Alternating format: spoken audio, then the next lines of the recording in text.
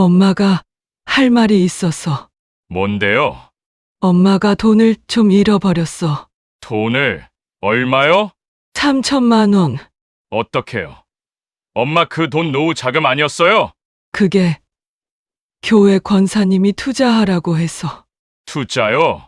엄마, 그 나이에 투자를 왜 해요? 사기당한 거 아니에요? 아마 그런 것 같아. 아마가 아니라 확실히 사기잖아요. 그리고 엄마가 몸이 좀 안 좋아. 수술해야 한대. 엄마, 그럼 이제 돈이 하나도 없다는 거예요? 보험은요? 작년에 해지했어. 그걸 왜 해지해요? 그럼 수술비는 누가 내요? 오늘도 이렇게 찾아주셔서 감사합니다. 이야기에 앞서 구독과 좋아요는 영상 제작에 아주 큰 힘이 됩니다. 이 이야기는 실화를 바탕으로 제작되었으며 사연자의 신원보호를 위해 각색되어 송출됨을 알려드립니다. 은행에서 나오는 길이었다. 고객님, 정말 죄송합니다만 해당 계좌는 이미 전액 인출되었습니다. 직원의 말이 귓속에서 맴돌았다. 나는 그 자리에 서서 한참을 멍하니 있었다. 지나가는 사람들이 내 어깨를 스치고 지나갔지만 나는 움직일 수가 없었다. 3천만 원. 내 나이 78. 평생 모은 돈이 그게 전부였다. 남편이 세상을 떠난 게 45살 때였다. 그때부터 혼자였다. 큰아들, 둘째 딸, 막내 아들. 세 자식을 키우느라 내 인생은 없었다. 새벽 5시에 일어나 파출 나가고 저녁엔 식당 설거지 알바하고 손이 부르틀 때까지 일했다. 아이들 등록금, 결혼자금, 집 보태는 돈까지. 통장은 늘 비어 있었다. 엄마는 괜찮아. 엄마는 필요 없어. 그 말만 입에 달고 살았다. 그렇게 60대 중반이 되어서야 파출도 식당 일도 더 이상 할 수 없게 됐다. 무릎이 아프고 허리가 굽어서 그때부터 조금씩 모았다. 기초연금, 아이들이 명절 때 주는 용돈, 아껴서 모았다. 3천만 원. 노후를 대비한 마지막 돈이었다. 그런데 석 달 전 교회에서 만난 권사님이 말했다. 정숙 집사님, 이 나이에 은행 이자로는 안 돼요. 내가 아는 데 있는데 안전하고 이자도 괜찮아요. 권사님은 교회에서도 얼굴 넓은 분이었다. 목사님 옆에서 늘 봉사하시는 분. 그분 말이라면 믿을 수 있다고 생각했다. 저도 거기다 맡겼어요. 걱정 마세요. 그 말 한마디에 나는 통장을 넘겼다. 그리고 오늘 권사님 전화는 끊겼고 교회에도 나오지 않는다는 소식을 들었다. 은행 앞 벤치에 주저앉아 하늘을 봤다. 구름 한 점 없이 맑았다. 왜 이렇게 맑은지 모르겠다. 내 속은 깜깜한데 손에 든 가방 안에는 약 봉투가 들어 있었다. 병원에 다녀온 길이었다. 김정숙 환자분, 이거 더 미루시면 안 됩니다. 수술 일정 잡으셔야 해요. 의사 선생님 목소리가 단호했다. 화면에 비친 내 뱃속 사진은 나도 알아볼 수 없을 만큼 이상했다. 담낭에 염증이 심해서 주변까지 퍼질 수 있어요. 지금은 약으로 버틸 수 있지만 몇 달 안에는 꼭 수술 받으셔야 합니다. 얼마나 들어요? 보험 있으시면 부담 적은데 없으시면 한 500 정도 보시면 돼요. 500만 원. 나는 고개를 끄덕이며 처방전만 받아들었다. 수술 날짜는 잡지 않았다. 다음에 생각해보고 올게요. 환자분, 이거 진짜 미루시면 안 돼요. 나는 대답 없이 진료실 문을 나왔다. 집에 돌아와서도 한참을 멍하니 앉아 있었다. 부엌 식탁 위에는 아침에 먹다 남은 된장찌개가 그대로 있었다. 나는 일어나서 설거지를 시작했다. 찬물에 손을 담그니 시렸다. 손등의 주름이 물에 불어 더 깊어 보였다. 수세미로 그릇을 문질렀다.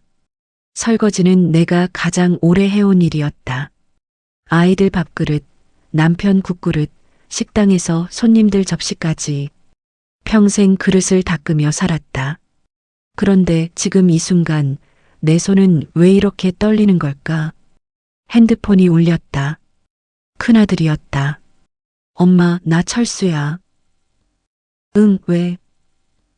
아, 별거 아니고. 엄마, 요즘 용돈 좀 빠듯하지 않아요? 제가 이번 달에 좀 보내드릴게요. 나는 수화기를 든 채 가만히 서 있었다. 철수는 항상 이랬다. 어릴 때부터 엄마 괜찮아? 하면서도 정작 내 얼굴은 안 봤다. 그냥 물어보는 것으로 충분하다고 생각하는 아이였다. 아니, 괜찮아. 그래요? 그럼 됐고. 엄마, 저 바빠서 끊을게요. 전화가 끊겼다. 나는 핸드폰을 식탁 위에 내려놓고 다시 설거지를 마저 했다. 그릇을 다 닦고 나니 저녁이었다. 창밖으로 어둠이 내려앉았다. 냉장고를 열었다. 김치, 된장, 계란 3개. 그게 전부였다. 나는 계란 1개를 꺼내 프라이팬에 올렸다. 지글지글 소리가 났다. 노른자가 익어가는 모습을 보며 생각했다. 이제 어떻게 해야 하지? 3천만 원도 없고 몸도 아픈데 자식들한테 말해야 하나? 아니, 말하면 뭐가 달라질까? 철수는 회사 다니느라 바쁘고 둘째 영희는 시집살이 힘들다고 맨날 전화해서 울고 막내 민수는 사업한다고 돈 빌려달라는 소리만 했다. 내가 아프다고 하면 애들이 뭘 해줄 수 있을까? 계란 프라이를 밥 위에 올리고 간장을 뿌렸다. 한 숟가락 떠서 입에 넣었는데 목으로 넘어가질 않았다. 그날 밤 나는 이불을 뒤집어 쓰고 누웠다. 약 봉투가 베개 옆에 놓여 있었다. 일주일치 약이라고 했지. 한 알씩 먹으면 일주일. 그 다음엔 내 손은 약 봉투를 만지작거렸다. 플라스틱 소리가 방 안에 작게 울렸다. 창밖에서 차 소리가 들렸다. 누군가의 웃음소리도 들렸다. 나는 눈을 감았다. 내일은 자식들한테 말해야 할까? 사흘을 고민했다. 아침에 일어나면 약을 먹고 하루 종일 누워 있다가 저녁이 되면 또 약을 먹었다. 통증은 약을 먹으면 잠시 가라앉았지만 밤이 되면 다시 찾아왔다. 배 오른쪽이 쑤시고 당기는 느낌. 숨을 깊이 쉴 수가 없었다. 거울을 봤다. 얼굴이 누렇게 떴다. 이대로는 안 되겠어. 나는 핸드폰을 들고 단톡방을 열었다. 우리 가족이라는 이름의 방. 마지막 메시지는 2달 전 민수가 올린 키읔키읔키읔이었다. 손가락이 떨렸지만 나는 천천히 글자를 눌렀다. 애들아, 엄마가 할 말이 있어서 이번 주말에 다 같이 집에 올 수 있어? 한참을 기다렸는데 답장이 없었다. 저녁 때가 되어서야 철수가 답했다. 무슨 일이에요? 바쁜데. 영희는 그 다음날 아침에야 답했다. 엄마 왜요? 애들 학원 보내야 해서 힘든데. 민수는 읽음 표시만 떴다. 나는 다시 메시지를 보냈다. 중요한 얘기야. 꼭 좀 와라. 그렇게 해서 일요일 오후 새 자식이 집에 왔다. 철수는 양복 차림이었다. 회사 일 끝나고 온다고 했는데 일요일인데도 양복을 입고 있었다. 영희는 애들 데리고 왔다. 초등학생 손자 둘이 거실에서 뛰어다녔다. 민수는 맨 마지막에 왔다. 후드티에 청바지, 머리는 푹 눌려 있었다. 앉아라. 나는 거실 소파에 자식들을 앉혔다. 손자들은 영희가 아이패드를 쥐어줬다. 화면을 보며 조용해졌다. 나는 주방에서 물을 한 잔 마셨다. 목이 말랐다. 거실로 돌아와 자식들 앞에 섰다. 3명의 얼굴이 나를 봤다. 철수는 시계를 힐끗 봤고 영희는 핸드폰을 만지작거렸고 민수는 다리를 떨었다. 엄마가 할 말이 있어서. 뭔데요? 철수가 먼저 물었다. 짜증 섞인 목소리였다. 나는 숨을 깊이 들이마셨다. 그리고 말했다.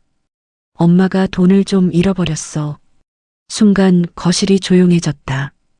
영희가 눈을 크게 떴다. 돈을? 얼마요? 3천. 3천? 3천만 원요? 철수가 벌떡 일어났다. 어떻게요? 엄마 그 돈 노후 자금 아니었어요? 그게 교회 권사님이 투자하라고 해서. 투자요? 민수가 비웃듯 말했다. 엄마 그 나이에 투자를 왜 해요? 사기당한 거 아니에요? 아마 그런 것 같아. 아마가 아니라 확실히 사기잖아요. 영희가 소리쳤다. 손자들이 깜짝 놀라 아이패드에서 고개를 들었다. 엄마, 그럼 이제 돈이 하나도 없다는 거예요? 응. 나는 고개를 숙였다. 그래서 우리한테 뭘 해달라는 건데요? 철수의 목소리가 차가웠다. 나는 고개를 들어 철수를 봤다. 내 큰아들. 내가 새벽같이 일어나 도시락 싸서 보낸 아들. 대학 등록금 벌려고 밤까지 일했던 그 아들. 지금 그 아들의 눈에는 짜증만 가득했다. 그게 아니라. 그럼 뭐예요? 엄마, 우리도 사는 거 빠듯해요. 애들 학원비에, 대출 이자에 저희도 힘들어요. 영희도 가세했다. 맞아요. 시댁에서는 명절 때마다 돈 달라고 하고 애들 사교육비는 매달 100만 원 넘게 나가고. 엄마, 저희도 여유 없어요. 민수는 아무 말도 하지 않았다. 그냥 핸드폰만 봤다. 나는 손을 떨며 가방에서 봉투를 꺼냈다. 병원 진단서였다. 그리고 엄마가 몸이 좀 안 좋아. 봉투를 식탁 위에 올렸다. 자식들이 봉투를 봤다. 아무도 열어보지 않았다. 뭔데요? 철수가 물었다. 병원에서 받은 거야. 수술해야 한대. 수술이요? 영희가 눈을 깜빡였다. 그런데 그 눈에는 놀람보다 다른 감정이 있었다. 불편함. 어디가 아프신데요? 담낭. 염증이 심해서 수술 안 하면 위험하대. 그럼 빨리 하세요. 민수가 무심하게 말했다. 돈이 없어서. 순간 거실이 다시 조용해졌다. 철수가 한숨을 쉬었다. 길고 깊은 한숨이었다. 엄마, 보험은요? 작년에 해지했어. 왜요? 영희가 소리쳤다. 애들 대학 등록금 보태려고. 엄마, 그걸 왜 해지해요? 그럼 이제 수술비는 누가 내요? 영희의 목소리가 날카로웠다. 저희가 내야 해요? 우리 보고 내라는 거예요? 아니, 그게 아니라. 그럼 뭐예요? 나는 입을 다물었다. 사실 나도 몰랐다. 내가 왜 자식들을 불렀는지. 돈을 달라는 것도 아니고 수술을 해달라는 것도 아니었다. 그냥 말하고 싶었다. 내가 아프다고. 내가 힘들다고. 내가 무섭다고. 그 말을 누군가에게 하고 싶었다.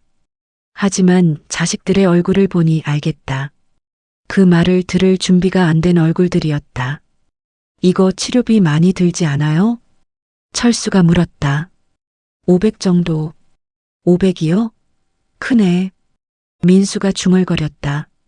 엄마, 그럼 우리가 나눠서 내야 하는 거예요? 셋이서? 영희가 물었다. 나는 그 순간 깨달았다. 아픈 몸은 걱정이 아니라 계산해야 할 숫자가 됐다는 걸. 아니다. 엄마가 알아서 할게. 어떻게요? 돈도 없으면서요? 철수의 목소리에 비난이 섞여 있었다. 엄마, 그러니까 말씀이에요. 그 나이에 투자를 왜 해요? 우리가 책임져야 해요? 나는 아무 대답도 하지 못했다. 거실이 조용해졌다. 손자 하나가 아이패드를 내려놓고 말했다. 엄마, 배고파? 그래, 알았어. 이제 가자. 영희가 일어섰다. 엄마, 저 먼저 갈게요. 애들 저녁 먹여야 해서. 나도 가야 해요. 회사 일 남았어요. 철수도 일어났다. 민수는 한마디도 없이 그냥 현관으로 갔다. 새 자식이 신발을 신었다. 나는 현관까지 따라 나갔다. 조심히 가라. 네. 철수가 대답하고 문을 열었다. 영희는 손자들 손을 잡고 나갔다. 민수는 후드를 뒤집어 쓰고 먼저 계단을 내려갔다.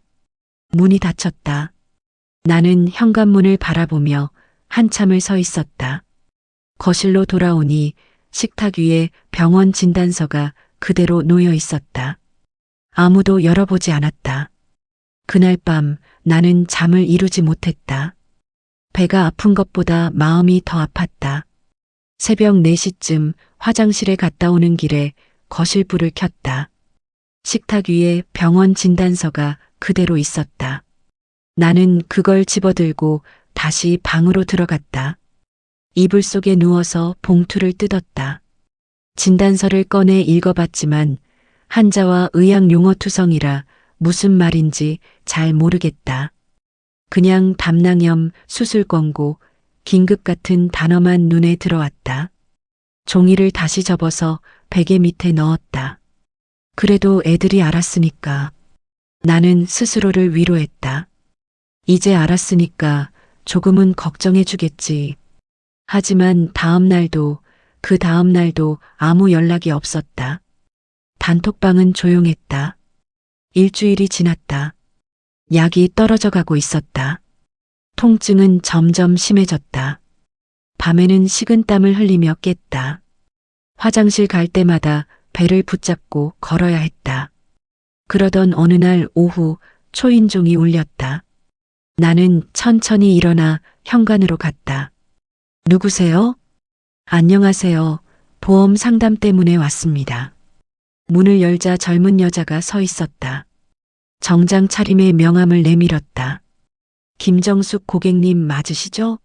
예전에 저희 회사 보험 가입하셨던 기록이 있어서 연락드렸는데 안 받으셔서 직접 방문했습니다. 아, 그 보험은 작년에 해지했어요. 네, 그래서 왔습니다. 해지 관련해서 확인할 게 있어서요. 잠깐만 안으로 들어가도 될까요? 나는 망설였지만 여자가 웃으며 말했다. 금방 끝나요. 서명만 하나 받으면 돼요. 거실로 들어온 여자는 테이블에 서류를 펼쳤다. 고객님, 작년 11월에 해지하신 게 맞으시죠? 네. 해지 환급금은 받으셨고요? 네. 그럼 이제 완전히 보험 혜택이 없으신 거 아시죠? 네. 여자는 고개를 끄덕이며 뭔가를 적었다. 그때 현관문이 열렸다. 엄마, 나 영희야. 영희였다. 애들은 없었다. 혼자였다. 왜 왔어? 그냥 엄마 생각나서. 영희는 거실로 들어오다가 테이블에 앉은 여자를 봤다. 누구세요? 아, 보험 설계사예요. 엄마 보험 해지 관련해서. 보험이요? 영희의 목소리가 날카로워졌다. 엄마, 작년에 해지한 거 맞죠? 응. 그럼 지금 보험이 하나도 없다는 거예요? 그렇지. 영희는 여자를 보며 물었다. 지금 새로 가입할 수 있어요? 고객님 연세가 78이시면 실비보험은 가입이 거의 불가능하고 암보험도 나이 제한에 걸리시고요. 종신보험 정도는 가능한데 보험료가 꽤 높습니다. 얼마나요? 한 달에 30만 원 정도 보셔야 해요. 영희의 얼굴이 굳었다. 30만 원이요? 매달? 네. 그리고 이미 질환이 있으시면 가입 자체가 안 될 수도 있어요. 영희는 나를 돌아봤다. 엄마, 그럼 지금 수술하시려면 전액 본인 부담이라는 거예요? 그런 것 같아. 그게 500만 원이라고 하셨죠? 응. 영희는 한숨을 쉬었다. 길고 깊은 한숨이었다. 설계사는 서류를 챙기며 일어났다. 그럼 저는 이만 가보겠습니다. 필요하시면 연락 주세요. 명함을 놓고 나갔다. 현관문이 닫히자 영희가 소파에 주저앉았다. 엄마, 진짜. 영희는 말을 잇지 못했다. 나는 부엌으로 가서 물을 끓였다. 차라도 한 잔 타주려고. 그때 영희의 목소리가 들렸다. 누군가와 통화하는 소리였다. 오빠 나야. 엄마 집에 와 있어. 근데 오빠 심각해. 엄마가 보험도 하나도 없대. 수술비 500만 원 전액 본인 부담이래. 나도 모르겠어. 셋이 나눠서 내야 하나? 나는 물 끓는 소리를 들으며 가만히 서 있었다. 오빠는 얼마 낼 수 있어? 나는 솔직히 지금 여유가 없어. 애들 학원비에 대출까지 있잖아. 응, 민수는? 민수한테도 물어봐.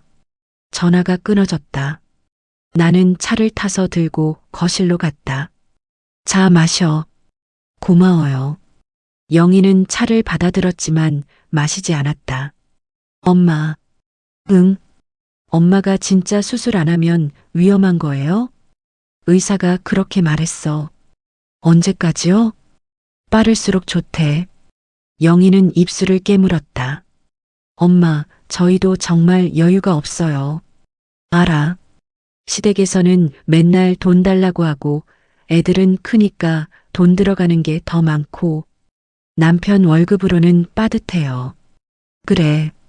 오빠도 회사 다니면서 애들 대학 등록금 모으느라 힘들어하고 민수는 사업이 잘 안 된다고 맨날 우울해하고. 그렇구나. 영희는 차를 한 모금 마셨다. 엄마, 조금만 기다려주시면 안 돼요? 저희가 돈 모아서 드릴게요. 조금만 시간 주세요. 나는 고개를 끄덕였다. 그래, 알았어. 정말요? 화 안 나세요? 화는 왜 나니? 엄마가 잘못한 건데. 영희의 눈에 눈물이 고였다. 엄마 미안해요. 미안할 거 없어. 너희도 힘든 거 아는데.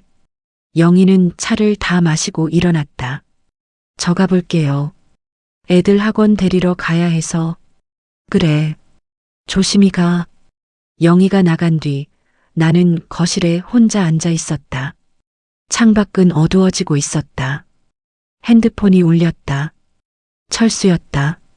엄마, 나 철수야. 영희한테 들었어요. 보험 없다고. 응. 엄마, 그럼 어떻게 하시려고요? 모르겠다. 전화 너머로 한숨 소리가 들렸다. 엄마, 저도 지금 여유가 없어요. 회사에서 구조조정 얘기 나오고 있어서 제 자리도 위험해요. 애들 대학 자금도 모아야 하고. 알았어. 조금만 기다려주세요. 저희가 상의해 볼게요. 그래. 전화가 끊어졌다. 나는 핸드폰을 내려놓고 배를 감쌌다. 통증이 또 시작됐다. 약을 먹어야 하는데 냉장고에 물도 없었다. 부엌으로 가서 수도꼭지를 틀었다. 찬물을 받아 약을 삼켰다. 거울에 비친 내 얼굴은 더 누렇게 떠 있었다. 그날 밤 나는 단톡방에서 자식들이 나누는 대화를 봤다. 읽지는 않았다. 그냥 알림만 떴다. 오빠, 우리 어떻게 해요? 모르겠어.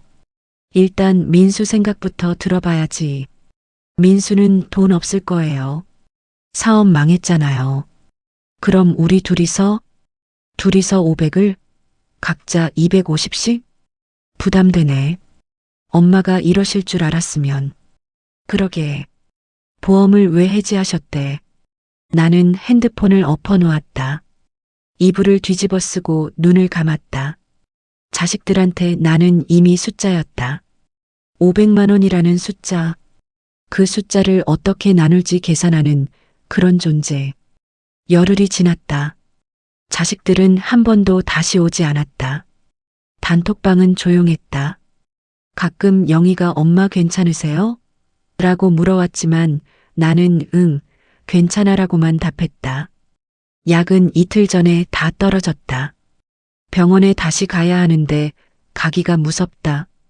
의사가 또 수술 날짜를 잡자고 할 게 뻔하니까. 돈도 없는데 뭘 어떻게 하나. 그냥 참고 버티는 수밖에. 하지만 통증은 더 이상 참을 수 있는 게 아니었다. 숨을 쉴 때마다 배 오른쪽이 칼로 찌르는 것처럼 아팠다. 밤에는 식은땀을 흘리며 깼다. 이불이 다 젖었다. 어느 날 아침 일어나려는데 몸이 움직이지 않았다. 다리에 힘이 없었다. 한참을 침대에 누워 있다가 겨우 일어났다. 화장실까지 가는데 벽을 붙잡고 걸어야 했다. 거울을 보니 얼굴이 완전히 노랬다. 눈 흰자위까지 누렇게 변해 있었다. 이러다 죽겠구나. 그 생각이 들었다. 무서웠다. 죽는 게 무서운 게 아니라 이렇게 혼자 죽는 게 무서웠다. 나는 핸드폰을 들고 단톡방에 메시지를 보냈다.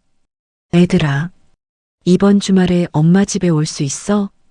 한참 뒤에 철수가 답했다. 무슨 일이에요? 그냥 얼굴 좀 보고 싶어서. 영희는 답이 없었다. 읽음 표시만 떴다. 민수는 아예 읽지도 않았다. 나는 다시 메시지를 보냈다. 제발, 꼭 좀 와라. 토요일 오후 새 자식이 왔다. 철수는 이번에도 양복이었다. 영희는 혼자 왔다. 민수는 늦게 왔다.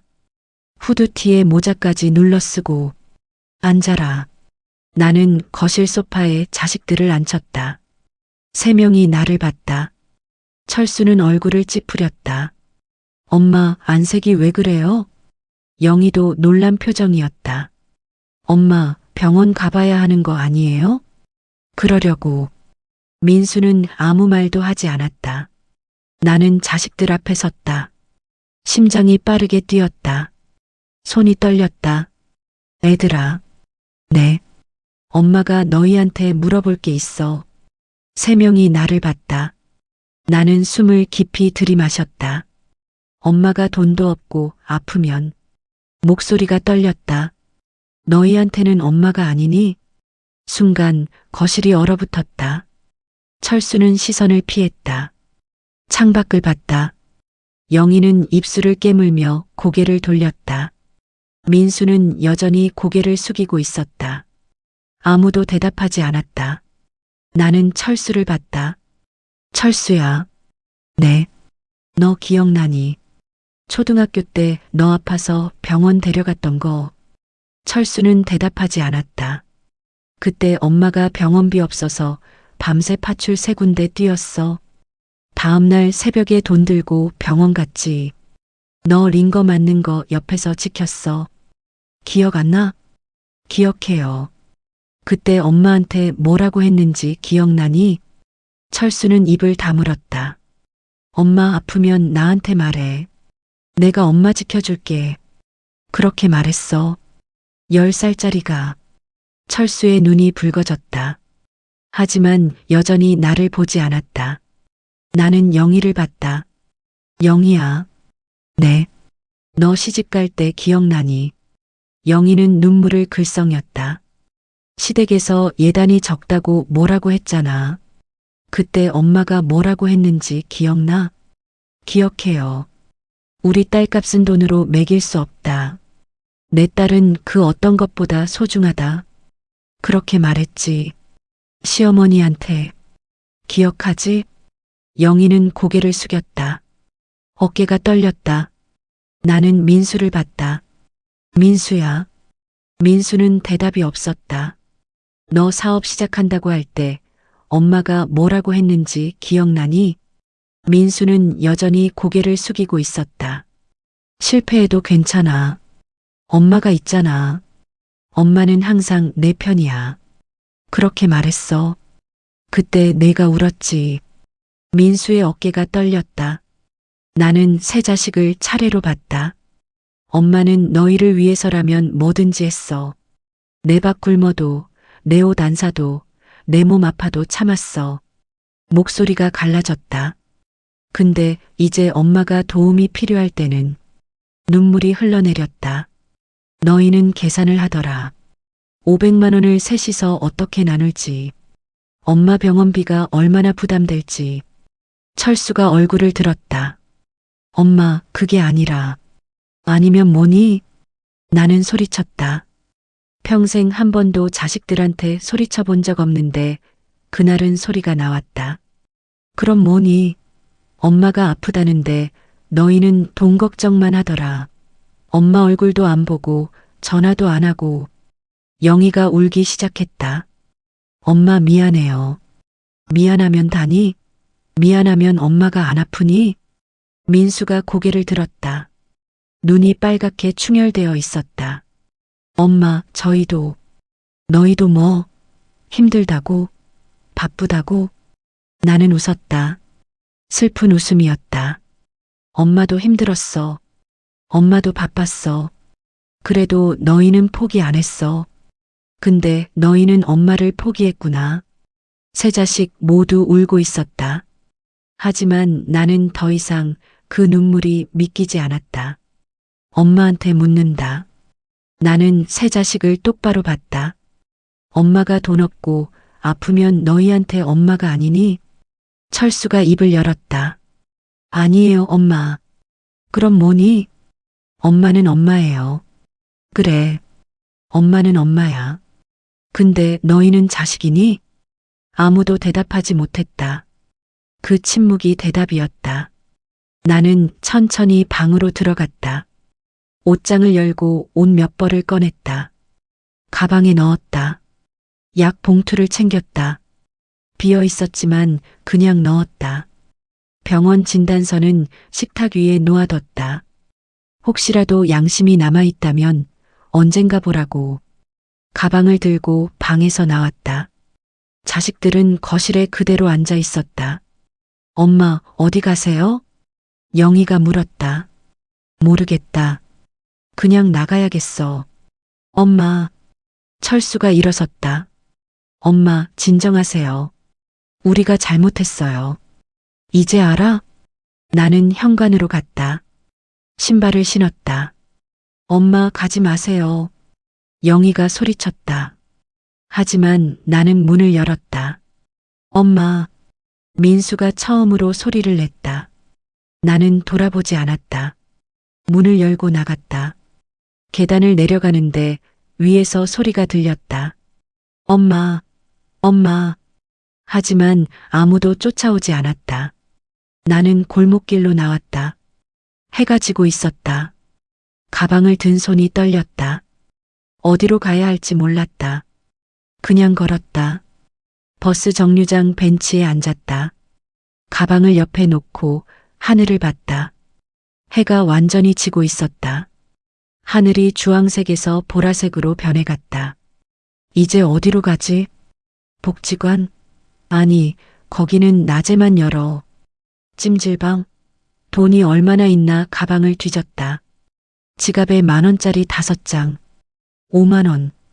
찜질방 하루에 10,000원씩 하니까 닷새는 버틸 수 있겠네. 그 다음엔 생각하고 싶지 않았다. 배가 또 아프기 시작했다. 약도 없는데 참아야지. 그냥 참자. 버스가 왔다. 지나갔다. 또 왔다. 또 지나갔다. 사람들이 버스를 타고 내렸다. 집에 가는 사람들, 퇴근하는 사람들, 다들 갈 곳이 있었다. 나만 없었다. 핸드폰이 울렸다. 철수였다. 나는 받지 않았다. 또 울렸다. 영희였다. 받지 않았다.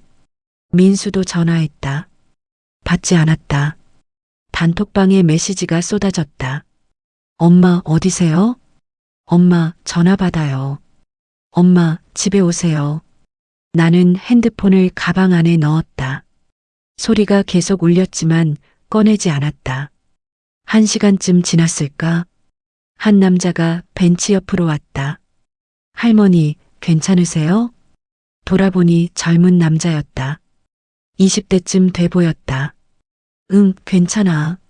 날씨 추운데 여기 오래 계셨네요. 집에 안 가세요? 응. 남자는 잠시 망설이더니 편의점 봉투를 내밀었다. 이거라도 드세요. 따뜻한 거. 고맙다. 나는 캔을 받아들었다. 남자는 미소 짓고 갔다. 나는 캔을 열어 한 모금 마셨다.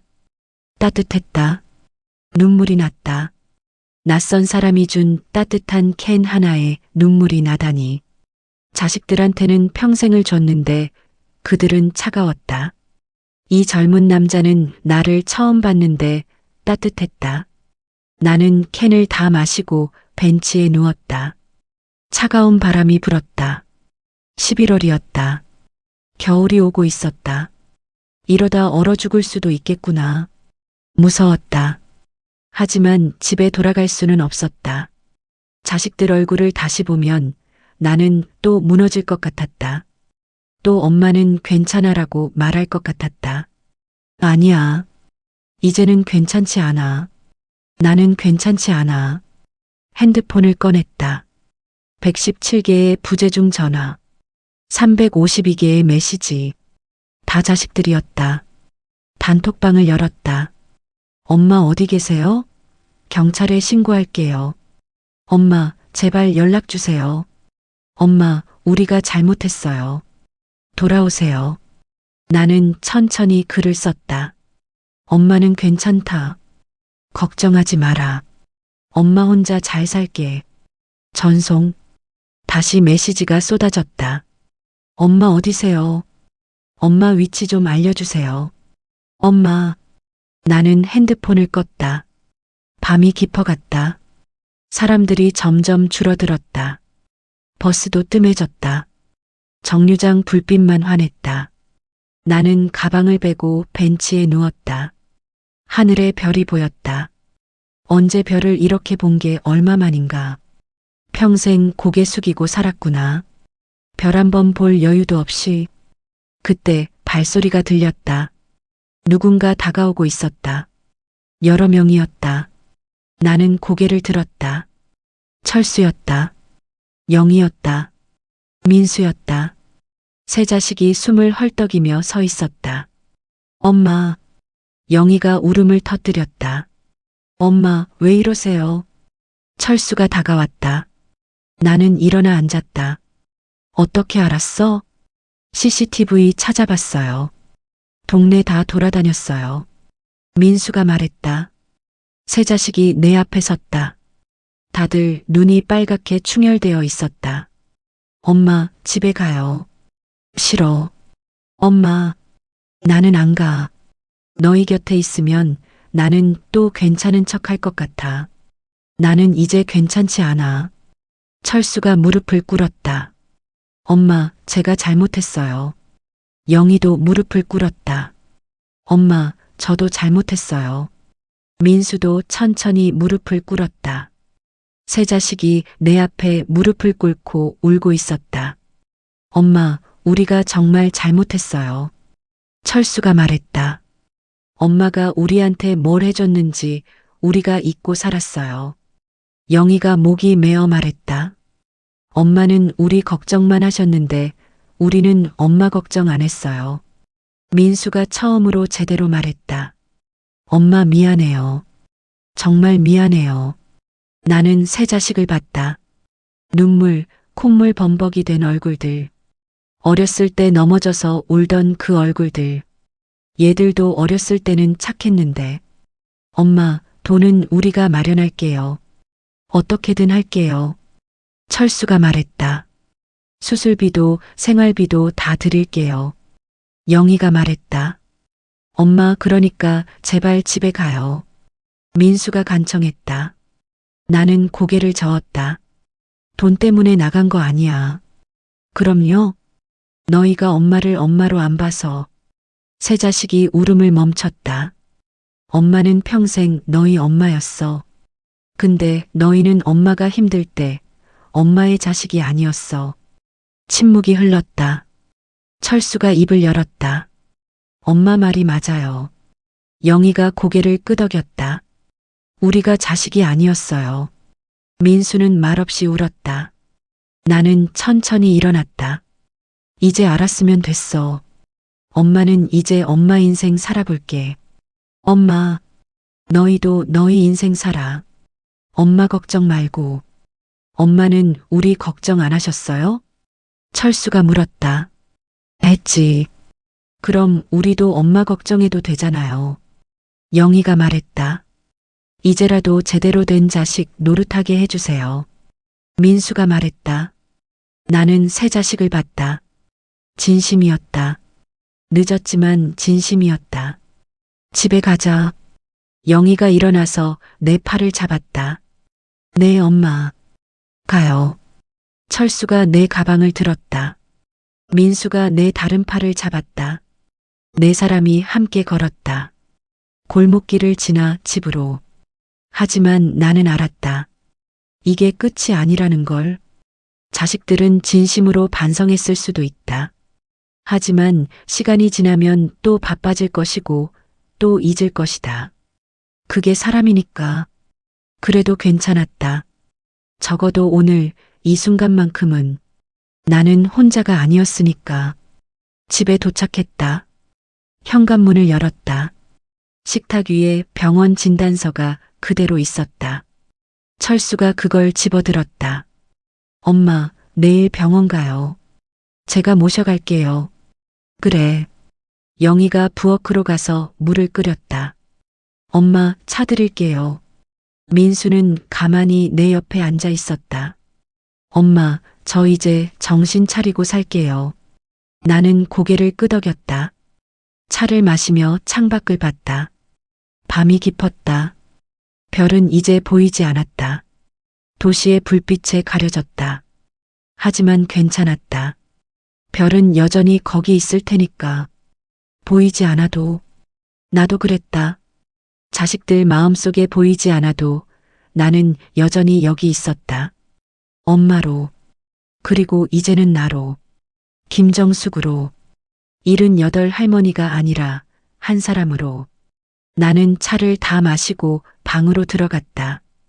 이불을 펴고 누웠다. 통증은 여전했다. 하지만 조금은 견딜만 했다. 내일은 병원에 갈 것이다. 수술도 받을 것이다. 그리고 살아볼 것이다. 내 인생을 마지막으로. 끝까지 청취해 주셔서 감사합니다. 구독과 좋아요, 댓글은 영상 제작에 큰 힘이 됩니다. 항상 건강하시고 행복하세요.